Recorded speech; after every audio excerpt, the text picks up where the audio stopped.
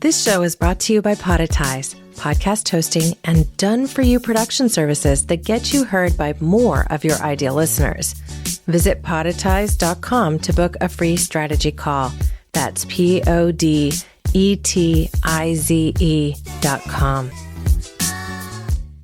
When we encounter stress, we sometimes feel like we must have in some sense failed. That's really the dirty underbelly of this idea that stress is toxic. We're told if you're stressing somebody out, you're the villain. If somebody is stressing you out, you should get away from that relationship. Instead of saying, is there stress as the metric for whether something is good or bad, I want you to ask a different question. Will this experience, person, relationship, task, whatever it is, will it serve me? Is it serving me? Does it match my priorities? And if it does, then use your resilience skills. And if it doesn't, then set a boundary. Welcome to Care More, Be Better, a podcast for people like you who care about the social impact of conscious companies and everyday heroes. Hear inspiring stories from those who put people and planet before profit and personal gain. You'll learn how you can make a difference, vote with your dollars, and get involved today. Here's your host, Corinna Bellizzi. Hello, fellow do-gooders and friends. I'm your host, Corinna Bellizzi, an activist and cause marketer who's passionate about social impact and sustainability. So passionate, in fact, that I even created a 5-step guide to help unleash your inner activist. If you're curious, just go to caremorebebetter.com and sign up for our newsletter. It will be your welcome gift in your email inbox moments later. Today, I'm joined by Dr. Deborah Gilboa, also known as Dr. G, to talk about resilience and how we can all see stress differently so we can embrace change in a healthy way. Dr. G is a board-certified family physician and internationally renowned resilient expert. She works with leaders to help them understand how to harness the power of stress and help their people open to change. Her new book, From Stress to Resilient, is an actionable guide to help you handle more and feel it less. Dr. G, I'm so glad to have you here. Welcome to the show. Thank you. I'm really glad to be here. Well, I want to really just start with something that is a little curious about your background. I haven't seen many or heard of many people who started off being in theater and even in the comedy circuit to then kind of transition to working as a medical doctor, going to get their medical doctor degree. Why don't you talk a little bit about that experience and what made you choose this line of work? I don't know that I've met anybody else either, although I've met chefs and musicians and philosophers all turned doctor. So I don't think it's entirely unique. For me personally, when I was a kid and people would ask me what I wanted to do, I gave them the most impressive sounding answer I could find, pediatric neurosurgeon, because I liked the way they reacted to me when I said it. And I did have it in my mind for a long time that I thought it would be neat to be a doctor. And then I went to freshman year biology and had to dissect a fetal pig and had a reaction that a lot of pubescent kids have to something that's gross. I got really sick. And I didn't know that those reactions are heightened during puberty and I might not always feel that way. Like most teenagers, I thought how I felt right then is how I would always feel. And it would always be like that. And so I decided, I obviously cannot be a doctor. And I was working in theater in my junior high and in my high school. And I thought, this is such an interesting experience. And I love how this feels and what I get to do. And did you know you can go to college for this? And so that is what I actually went to university for. I got my Bachelor of Fine Arts in drama. And I did something that very few of my friends did. I graduated from the school I started at in the major I started at in just 4 years, which was really weird. And then I worked in theater and television for about 6 years. But what I discovered was that the opportunities that I found, I happened to get some really amazing opportunities much younger than other people, mostly through circumstance and my willingness to say, sure, why not? I might be able to do that. And the place where I ended up was an amazing opportunity. I was at an improv theater in Chicago called The Second City. And it's a great place to be, but the person I replaced had been there 27 years or so. And I realized that I did not necessarily want to do that for 27 more years. And when I cast around to say, what would I like to do then? I need to earn a living, et cetera. I thought, well, I've been a volunteer emergency medical technician. I think I'll be a paramedic. So I called some friends who were paramedics. Every single one of them said, don't be a paramedic, you'd be terrible at it. And I was so dismayed. And so one guy, I pushed back and I said, why would you say that? And he said, I've run calls with you and you're always trying to think of a different way to do something or a better way. You don't like to work within the system. Just go be a doctor. And I thought, I am sure I am too old to go to medical school. I was 25. I went back and got my MBA at 42, and I was the old hag in the room. Like, let's be honest. My group of friends in medical school, my very first birthday, which is in November, they gave me a walker and a pack of Depends. I mean, there was, for turning 26. So there's no question that I was not alone in thinking that maybe this was a crazy thing to do. But I ended up in medicine. Medical school is 4 years, residency is another 3. So I was in my mid-30s before I was starting to figure out what it meant to actually be an attending physician. Do you think that that experience was part of what helped you become this resilience expert, having to kind of pivot from comedy to a very different role? No, that wasn't stressful for me, meaning that wasn't something that seemed like a challenge I had to overcome, but it was absolutely crucial in figuring out that my life's work is around resilience and mental health and stress, because in medical school, I heard over and over again from my professors that stress is the new smoking.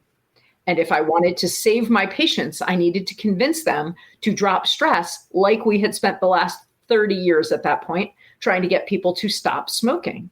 And so here was the lesson in the classroom: stress is bad for you.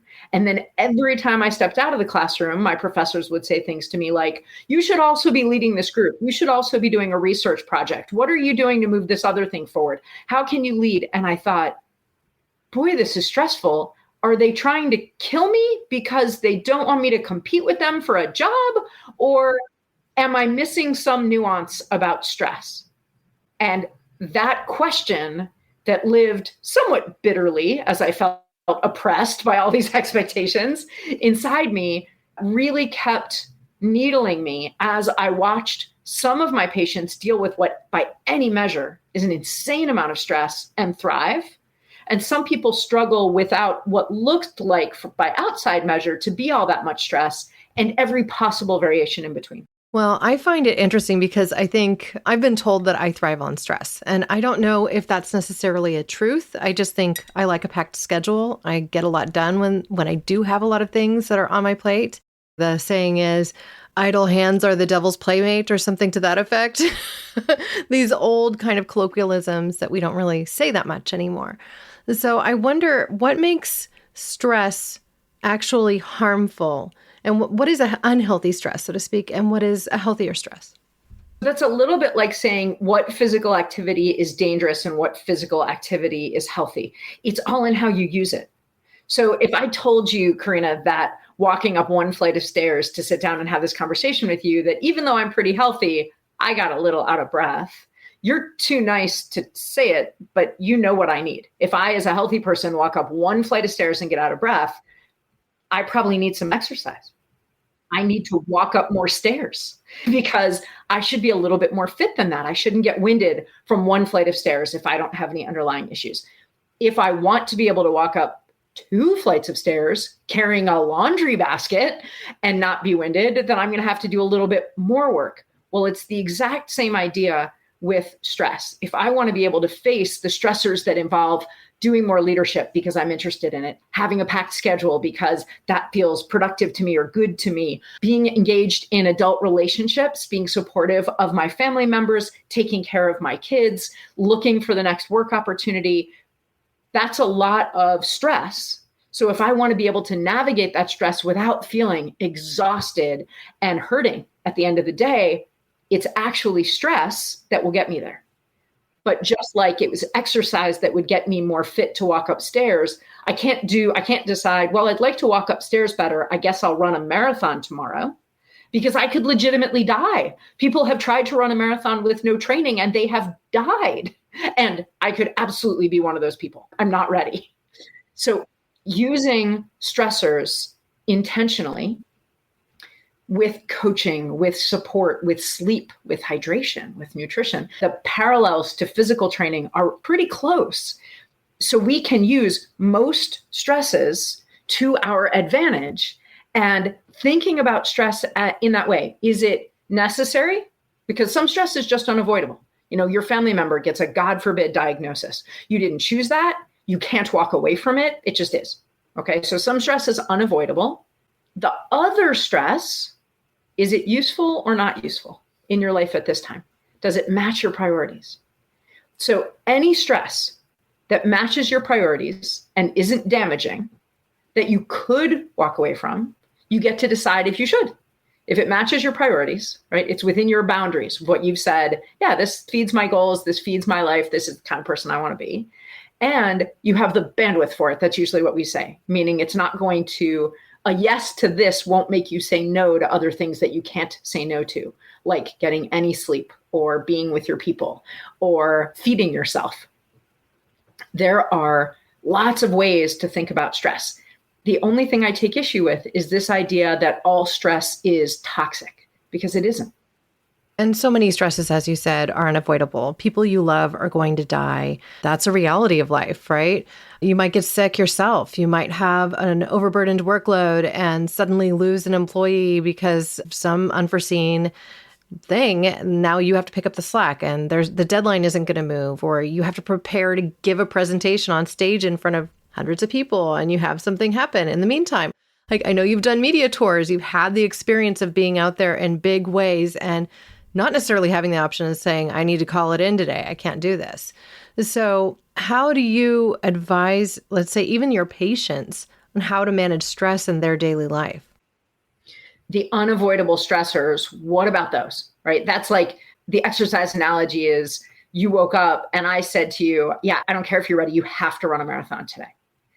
You're saying, but it's going to hurt me. I'm not ready. I can't, but you're right. I do. I have to because my mom got a bad diagnosis, just for example. When I got the call that my mom had had a fall that it turned out would end her life about 6 weeks later, I couldn't say, yeah, cool. I know I'm an only child, but I actually just found out yesterday that I'm getting audited by the IRS. This is a true story, by the way. And when I bit down on something this morning, I cracked a tooth all the way through. So my mom needing emergent medical care, it's just too many things. I can't do it. Sorry.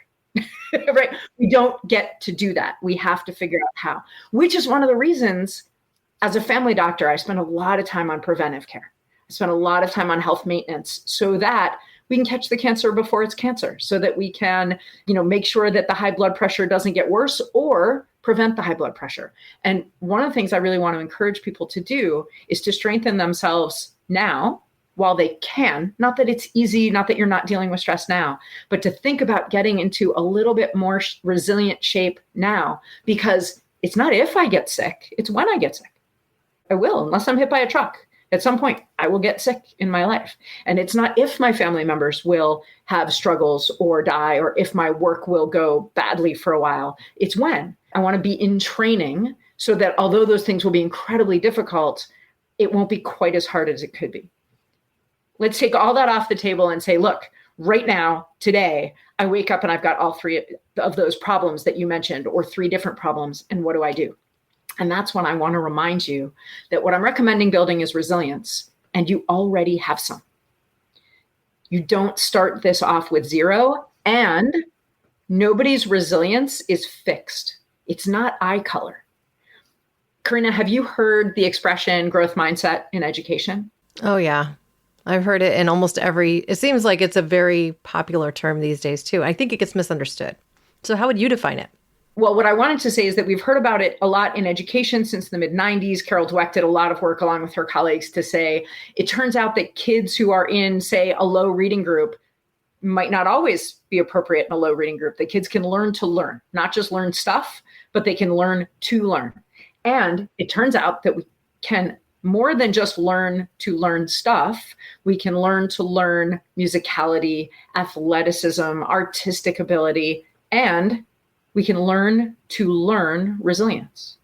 We can grow our resilience, which is what made me so interested as a doctor. I wanted to know what was this difference between helping my patients get better from an injury or an illness and actually helping them be well. And a lot of the medical literature calls that gap patient resilience, which is a great way for us to be like, not our problem. That's on you. And I was not satisfied with that. So I said, okay, I get that. What is that? What is resilience? And there isn't a ton of research about this because most resilience research is done on people with bad PTSD, like combat veterans, or people with severe chronic mental illness. So I was able to start working with the lab. And the first thing we did sounds very basic. We took the 8 most scientifically validated resilience measuring scales. You could find them online, right? I'm just going to take a resilience quiz. There are 8 really scientifically validated scales that we use to measure resilience in adults. And we listed every question that every one of them asked into one long list. And then we evaluated them and figured out that they are asking about 8 skills. There are 8 skills that make us more resilient. And if you don't mind, right now I have to define resilience. Yeah, and I'm getting ready to take notes here. I just literally uncapped my pen. I'm like, I want to write this down. I'd encourage my audience to do the same thing. I mean, when we have a guest like Dr. G on the show and they're just getting ready to share this nugget of information that is going to be in the book too, which you can go ahead and access, it's a good idea to get a pen out. You'll learn it. You might think, why are we talking about this on a show for do-gooders? You're all about creating change. You're all about helping people do things that stress them out or to navigate a situation that's really hard. You're trying to solve people's problems with them. I hope with them and not just for them. And so when we think about that, we have to think about helping people be resilient is not about throwing them in situations that are hard and seeing how it goes for them and imagining that that will make them stronger. You talked about old phrases that we don't use that much any longer. One of the ones I hate is what doesn't kill you makes you stronger. In truth, what doesn't kill you makes you miserable. Yeah, there's truth in that. And some people, it makes them stronger. But Corinna, I'm not going to ask you who, but would you think for a minute, do you know anybody who's been through a lot of hard things and it just never seems to get any easier for them? Oh yeah, the Eeyores. There are a few of those in my life. Yes. And I don't even mean people who are just looking for badness. I mean, people who every time you talk to them, something new and horrible is genuinely happening to them. And they never seem to get any more adept or comfortable at navigating it. So just going through hard things is not the same thing as lifting weights to get stronger. So I define resilience, and in a lot of the literature, we just define resilience as the ability to navigate change and come through it the kind of person you want to be. That is a really, I think, accessible definition that highlights that resilience isn't only needed in times of adversity or struggle. That's more grit. Resilience is needed in all change. And there's a neuroscience reason for that. The reason is that our brains hate change. It's like it's hardwired in us to resist change. And here's why. Your brain has a million functions, but it has one job. That job is to keep you alive. Since you are currently alive and you will definitely die, your brain is suspect about every single change that you introduce. Everything from there's a new variant to COVID to the office vending machine went from Pepsi to Coke. Every single change, your brain says, wait, is this the one? And has these safety mechanisms to give you objections like, what am I going to lose? And do I trust this? Is this real? Does it have to be like this? And then discomfort is the next thing that happens to us. Those 3 safety mechanisms are to keep us alive, but they make change really, really hard for us. Even people like me and like you, it sounds like, who think, oh, I thrive in these conditions. I like my schedule to change and I like new information and I like surprises. Still, even as we might be experiencing happiness, pride, relief, excitement, oh, I applied for the job and I got it, our brains still say, Corinna, are you sure it was your name in the email? Read that again. Did you really get the job? What will your family think of this? Is this going to take time away from the commitments you've already made? Will there be somebody fun to eat lunch with like what you have now? It's still looking for anything dangerous. And it keeps us alive. You get in your car, and when you put your seatbelt on and you put it in and the click doesn't sound the same, your brain won't let go of that. Like, something's up with my seatbelt. It didn't click right. Something's off. Mm-hmm. Yeah, I wonder if it's okay. You stop at a red light, you're trying to open it. Is it in the way you try to redo it? Because your brain's first job is to keep you alive. And thank goodness. Because if your seatbelt isn't seated correctly because your shirt is caught in it, then if you're hit, you're not going to be safe. So It's not a problem, but it is a fact. So resilience is our ability to navigate change, all of which is somewhat stressful, and come through it the kind of person we want to be. That said, you can't just say to a kid, okay, resilience is the ability to navigate change and come through it as a good person, go. How? And it turns out that there are these 8 skills. So when you have more stress than you can handle that day, you utilize these 8 skills. If I had said to you, Corinna, if you were me that morning, where legit, the day before I'd found out I was being audited by the IRS, I broke a tooth all the way down, like completely through. And my mom, who lived 500 miles away, had fallen and was on her way to the emergency room with a broken pelvis. And I'm an only child, and I had 4 kids at home who were all 12 and under. You might say to me, gosh, who do you call? Like, who did you call, right? You need somebody to take care of your kids or somebody to take care of your mom. You can't be in 2 places that are 500 miles apart. And that one first mom to mom question is a great one, because what you're asking about is the resilient skill of building connections. Did I have the connections to be able to support? You might say to me, what did you down prioritize in that moment? And I can tell you, the IRS, by the way, is what I down prioritized in that moment. Yeah, you can typically put them off if you pay the money. But even without that, I literally put that envelope back on the mail shelf and thought, I will deal with that after my mom is sorted. And I think I need some dental work. Right. So, and that is an example of setting boundaries. And that's another resilient skill. So we've got connections and boundaries. I'm hearing community in this, but I'm also hearing limits. So those are the first 2, although I can't say first 2 because they're not in any particular order. Those are 2 of the 8 skills. And you don't have to have all of these in abundance, but if you have any of these, you've reached for them in times of change. And what my book is centered on and what the work that I do is centered on is all to say, hey, you're already an expert in you.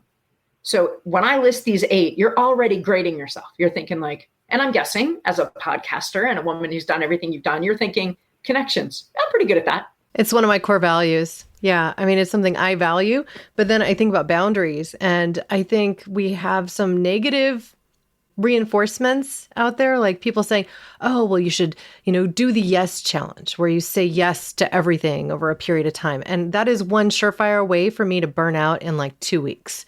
I have to say no to certain things, because otherwise I will pack my schedule from dawn till I go to bed. I won't be there for my family. I'll be stressed out when my kid asks for a sandwich. I've got to be clear that I have to have some time reserved for me to do nothing. Even if it's just sitting there and breathe or go to the gym or whatever, cannot say yes to everything or I will burn out. And often when you say yes to everything, you're saying no to your priorities. One of the most useful things I ever learned was in a business conference years ago. And that was every time you say yes to something, you're saying no to something else. Make sure you know what it is. Just like you would never walk into a store, look at, or better yet, you would not walk into a car dealership to buy a car and not ask what it cost. You would just say, absolutely takes my credit card. You would not. You would say, what does it cost? And then I'll decide if it's worth it. Every time you have to know what your yeses are costing you. If they align with your priorities, say yes. I was in improv saying yes is in my bones. But if you don't know what you're saying yes to, then you are as irresponsible as the person who plunked down a credit card, not knowing that cars can cost $160,000 if you're in the wrong dealership. It can cost a lot more than that. Head into a Ferrari dealer. Those are 2 examples of skills that you already utilize. When we face difficulty, we are, for the most part, as adults, good at saying, okay, I'm going to solve the problem. We often look at external problems and forget to think, wait a minute. The problem here is that it's a change and it's making me feel unsafe. It's bringing up all these objections for me, or I'm focusing on the discomfort. And one of the best strategies we can use with ourselves and others to refocus on resilience is empathy. Especially for a group of do-gooders, I want to remind you that empathy is actually a change management strategy. Even though there's no solutions in empathy, explicitly, empathy cannot include fixing it. It has to stand alone. That all of the change navigation strategies that have proven to help other people be more resilient involve handing over power, handing over autonomy, because navigating change is different than fixing a broken pipe. All right. Well, this makes me curious because I'm wondering how empathy actually relates to resilience. I guess I have a hard time finding a direct connection. So could you provide an example? I'm going to use an example that no matter how you feel about it, everyone has seen play out in the last couple of years. We, as a society, found out in spring of 2020 that we were going through this global pandemic. And many of us spent several months, if not longer, wishing for and praying for and hoping for an end to that pandemic. A lot of us spent a lot of time working towards an end to the pandemic. Along come scientists and they say, we have created a vaccine that can help end the pandemic. Whatever you think about the vaccine, doesn't matter. And, spoiler alert, I'm a doctor, I'm pro-vax, but that doesn't matter for this example. Every person heard about that vaccine, a change, ending the pandemic that we had all longed for, hoped for, worked towards. And everybody's brain said, wait, what could I lose? Would the vaccine be damaging to me or damaging to my family members? Is it dangerous in some way? Wait, can I really trust it? How did they develop it this quickly? What's in it? How do we know that it'll work? How do we know it won't cause harm? Who says? Where did they get their information? And it should, because your brain's job, you are currently alive. So it's supposed to say, okay, yeah, I know there's a big threat out there, but we are currently alive. Is this thing the change that will kill us? So we can all recognize that everybody had, to larger and smaller extent, lost distrust and discomfort with this potential change that gets announced. I am a doctor. I was saying in last September, right, a year ago, last September, stick it in my eyeball. I want it right now. And also I thought loss, distrust, discomfort. I still chose, because choice is the next part of that cycle, to do it. I wanted it. I got it. I still got it in December of 2020. So I'm a really early adopter. And every doctor I know was. But when I talk to my patients who are vaccine hesitant, telling them that they should be grateful that this exists, that they should be more afraid of COVID than they are of the vaccine, that they should run and get this. I believe all those things to be true. Telling people that changes zero minds. Telling someone how they should feel does not make them navigate change more readily. Telling them how they shouldn't feel, there's nothing to be afraid of, doesn't help anyone else navigate change more readily.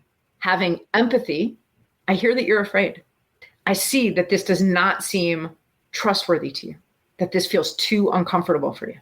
Without trying to fix it, that changes the chemicals in people's brains and allows them, when they feel seen and heard, and genuinely, there can't be any sarcasm or any snark, when they genuinely feel seen and heard, because guess what? Even though I am incredibly pro-vax, I do see that people are scared. I'm holding back a laugh here because I think you just revealed to me, I think a lot of what makes me resistant when my husband talks to me about things like this, because he tends to should me. And I think a lot of, or should me, I should probably break up those things. Oh, you should, or of course, there's like this of course built into it. So you don't really, you're not respecting the person's choice in a way. But I also think that there's this solution-oriented thinking that many of us, especially engineers like my husband and maybe doctors like you, basically get ingrained in doing is, oh, well, I have this knowledge, I'm going to impart it. And I'm going to impart it by just telling you what you're supposed to do. Or I'm going to fix you as opposed to listen to you and hear you and then commiserate with you a bit. And so it's like using empathy with choice that I think is what makes us so kind of insightful. I like that.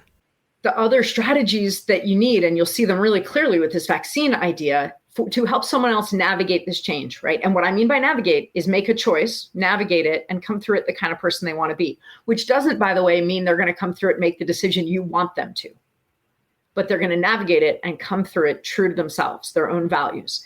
And so they need, in addition to empathy, transparently sourced information.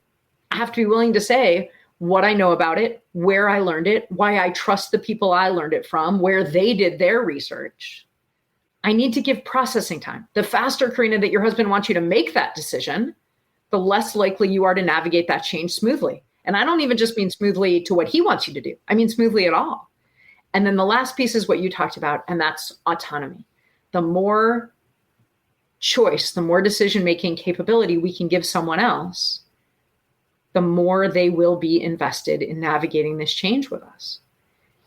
And those aren't the 8 resilience skills in us. Those are ways to draw people's resilience out of themselves.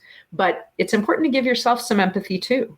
When you open up an email, you're somebody who changes jobs a lot, and you open up another email that tells you you got the job, and you find yourself needing to go back and reread it, not wanting to tell anybody about it because you're not sure you believe it, and worried about what it's going to mean for the rest of your life. And you say, why aren't I over this? I've been through this so many times. Why can't I just feel happy?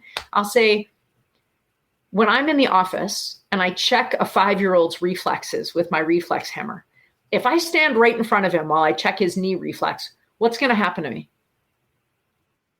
I'm going to get kicked. Should that 5-year-old get in trouble for kicking me? I don't think so. I'm the one who hit his knee reflex. I should know to stand to the side. When you encounter change, you should know, this reflex happens. My brain, instead of my leg, is going to kick out like that. And then it'll go back, and then we can think about what we want to decide. But that reflex, don't waste time being angry at yourself about that. Well, I want to bring up an earlier episode. I actually interviewed Aiden Nepom, who also, interestingly, has a background in improv. She is a change expert. And one of the things that she likes to say is that, we have a perception that change is bad. Like that's automatically where we come from. And if we automatically come from a perspective that change is bad, then every time that we encounter change, it's like it compounds the issue. So she likes to just remind herself that change is, and to remind the people that she's working with. It's just like we can acknowledge that we're reacting to the change, but then just move from that into acceptance a little bit more quickly. And the stress that it provides us is going to be lessened. I like that. It's like weather is. One of the things that my kids will come downstairs when they don't feel well and be like, do I have a temperature? And I'm like, everybody has a temperature because you're not dead, right? What you want to know is my temperature abnormal? But everybody has a temperature. We always have weather. We only talk about it when it's going to be an inconvenience, but everybody has weather and everybody has change. So if you were to boil down what you've learned through this process of really digging into this concept of resilience, it comes to these 8 core skills that we need to develop. But what is the first step for somebody to get there? I mean, I would imagine also picking up and reading your book, looking at your website, some of the speeches that you've given, some really incredible talks. The first thing you could do is say, okay, what are already my go-tos? What are my go-to strategies when I have change to navigate? Or put another way that might be easier to think of, when I don't like how I feel, or when I don't like my situation, when it's uncomfortable, what do I do? In moments where I'm trying to call on my resilience, what are my go-to strategies? And somebody might know, they might say, I call my sister, I binge watch a TV show for a few episodes. And those are the strategies that we use to navigate our discomfort. Those are really valuable. But the first thing I want you to do is to recognize your own expertise. What are you already good at? And actually, in my book, one of the very first things I do is I list these 8 skills and I ask you to rate yourself, just for yourself. Give yourself a pretest. Remember, in 2nd grade, now teachers do this a lot. You get to a new spelling unit, they give your kid a pretest on the spelling words so they know which group to put them in for that unit. If you already know EE words, but you don't totally get EA words, then no point making you relearn all the EE words will move you up. And if you don't understand this idea of double vowels at all, we got to go back a little bit. So you give yourself this assessment and you say, okay, I give myself an 8 out of 10 at building connections. I know people. You don't have to know a lot of people. This is about depth more than width. But I know people, the people I know, I feel comfortable reaching out to, asking them questions, leaning on them, helping them with things. Great. Okay. I get building connections. Setting boundaries. Yeah, okay, I don't feel really great at it, but I also don't understand how it relates to this. So I'm not sure that I find that compelling. The next one is about being able to open to change, open to different possible futures. And a litmus test for this is if you are rewarding yourself for, like you're celebrating in some way by ordering in food, and you're ordering in from a restaurant where you have a favorite dish and you call to order it and they tell you they're out. How crushed are you? Meaning, can you picture ordering anything else and still enjoying your celebration, or ordering from anywhere else and still enjoying your celebration? Or did that kill it?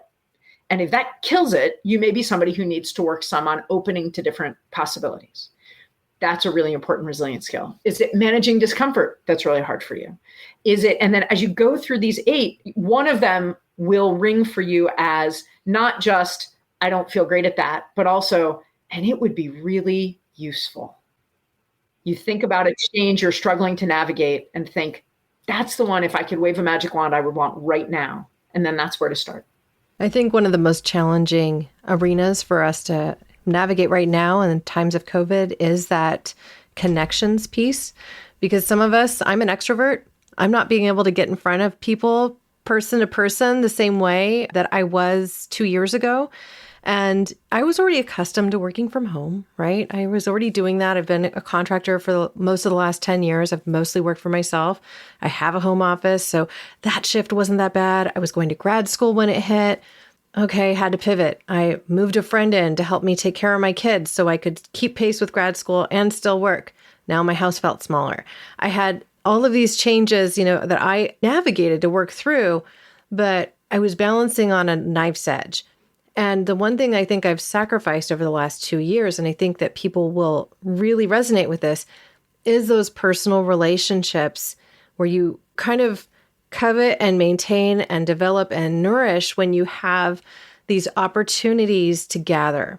And since gathering hasn't been happening the same way, a lot of people are feeling more disconnected, or like that safety net isn't there the same way. I hear it from people all over the globe. So I wondered if you had any specific tips for people that might be feeling that way, struggling to find their community or struggling to maintain kind of the depth of connection that they had with their, let's say, their core safety net, their friends and support system. I've been saying all along, check on your extroverted friends. We're not okay. But there are some ways, and the best ways to get those chemicals flowing, that oxytocin, the bonding hormone, and the dopamine that people get from connections, is to surprise someone in a great way. And you can do that right now if you have a phone. You can pick up your phone and say to yourself, okay, I'm going to block off the next 5 minutes to send a text to 3 different people that I want to feel more connected to, telling them something I really admire about them or appreciate about them. And that's it. That's all. Yeah. And a text as opposed to social media, right? Right. Text because it's 1-to-1, but not a phone call because you don't know when you're catching them or what space they're in. Well, I will tell you, I've saved voicemails that helped to bolster me in this time and gone back to them. Even simple ones like from my niece wishing me a happy birthday or a happy new year. And they've offered me comfort because it's there's warmth in the voice and it's something I can go back to. And I will say the power of podcasting has helped to solve it for me as an extrovert, because I get to connect with wonderful people like you, hear these really in-depth stories, and it scratches that itch. Maybe not in the same way, but in some way it's comparable. So, well, I just want to thank you so much for joining me today. And I do have a final question. I'd like to know if there was anything I haven't asked that you wish I had, or some thought you wanted to leave the audience with, all of our listeners. I'd love to hear it. When we encounter stress, we sometimes feel like we must have in some sense failed. That's really the dirty underbelly of this idea that stress is toxic. We're told if you're stressing somebody out, you're the villain. If somebody is stressing you out, you should get away from that relationship. Instead of saying, is there stress as the metric for whether something is good or bad, I want you to ask a different question. Will this experience, person, relationship, task, whatever it is, will it serve me? Is it serving me? Does it match my priorities? And if it does, then use your resilience skills. And if it doesn't, then set a boundary. And that's the one I'm going to work on. So I'll have to let you know how that goes. Now, if our listeners want to connect with you directly or to just review all of the great work you're doing and get your book, where should they go? The easiest place to find me is my website, which is askdrg.com. And my book, we can put a link to Amazon in the show notes, if that's okay. Oh, of course. I always do that. As always, I'll be sure to include links to items we discussed in show notes, including Dr. G's lovely new book on recovering from stress and being more resilient. Now, it's time for that simple ask. I'd love it if you would share this episode and our website with your friends. It's through sharing the in-depth discussions like this one that we get more people on board and that we ultimately can help them to live a more resilient life. Together, we can all create the future that we want. And I encourage you to visit my action page as well on caremorebebetter.com. Lean into discovery. Figure out what matters to you. Stay curious. Ask important questions and get involved. Thank you now and always for being a part of this pod and this community, because together we can do so much more. We can care more and we can be better. We can even regenerate Earth and be less stressed along the way. Thank you. Thanks for listening to Care More, Be Better, a podcast for social good.